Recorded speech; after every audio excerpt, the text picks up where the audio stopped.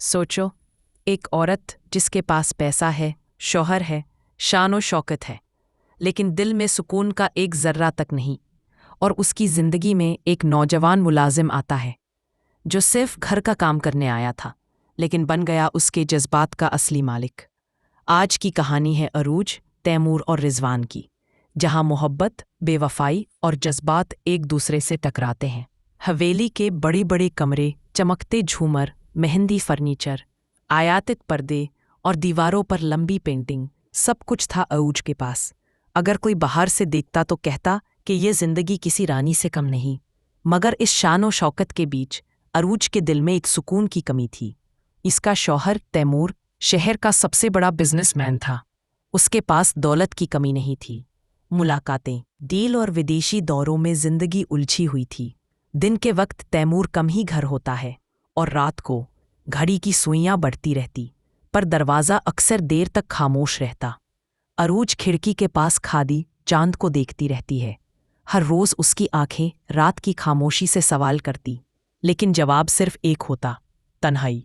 कभी फ़ोन बजता और सेक्रेटरी की प्रोफेशनल आवाज़ सुनाई देती, मैडम सर अभी मीटिंग में है, आज देर हो जाएंगे। अरूज एक नकली मुस्कान के साथ जवाब देती, ठीक है। फिर वो अकेली डाइनिंग टेबल पर डिनर करती। साथ वाली कुर्सी खाली रहती थी और वो कुर्सी उसके दिल का सबसे बड़ा जख्म बन चुकी थी। पैसा था पर मोहब्बत नहीं, घर था पर अपनापन नहीं। हर रात का इंतज़ार उसके दिल को और भी थका देता। एक दिन घर में नया मुलाजिम रखा गया। नाम था रिजवान। सड़ा सा लड़का, सीधी बातों वाला, सफ़ेद सूती का कुर्ता, साफ आंखें और चेहरे पर मासूमियत। पहली मुलाकात तब हुई जब अरूज हॉल से गुजर रही थी और रिजवान फूलों का गुलदान सज रहा था।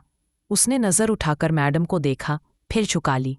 लेकिन हमें एक लम्हे में अरूज ने जो देखा, उसने उसके दिल में एक अजीब सी हलचल पैदा की। शाम को जब अरूज अकेले ड्राइंग रूम में बैठी थी, रिजवान ने आके हल्की सी आवाज़ में कहा, बेगम साहिबा आपके लिए चाय बनाई है। अरूज ने पहला दफ़ा महसूस किया कि घर में कोई उसके लिए खुद से सोचता है। उसने मुस्कुराकर कहा, रिजवान तुम मुझे सिर्फ अरूज बुलाओ। रिजवान घबरा गया, जी पर आप तो मलिक की बीवी हैं। अरूज ने आंखों में शरारत भरी मुस्कान डाली, बीवी हूं लेकिन इंसान भी हूं, नाम से बुलाने में क्या हर्जा है। उस दोस्त से उन दोनों के दरमियान एक नया रिश्ता पैदा हो गया। दिनों दिनों में छोटी छोटी बातें बढ़ने लगी। जब भी अरूज गुजरती, रिजवान की नज़रें नीचे होती, मगर एक हल्की मुस्कान उसके चेहरे पर आ जाती। एक दिन दोपहर को अरूज की चादर सोफा पर गिर गई। रिजवान ने फौरन आगे बढ़कर उठाई। जैसे ही उसने दुपट्टा अरूज के कंधे पर रखा, उसके उंगलियों का स्पर्श अरूज के दिल को झांक गया। सब कुछ एक पल के लिए रुक सा गया। हवेली की दीवार, चैंडिलियर्स, सब खामोश हो गए। अरूज ने उस पल रिजवान की आंखों में देखा। पहली दफ़ा उसने महसूस किया कि कोई उसकी तन्हाई समझ रहा है। रिजवान, उसने धीरे से कहा, तुम बहुत अलग हो। रिजवान ने घबराकर बस इतना कहा, मैं सिर्फ अपना फ़र्ज़ निभा रहा हूँ मैडम। अरूज की मुस्कान और गहरी हो गई।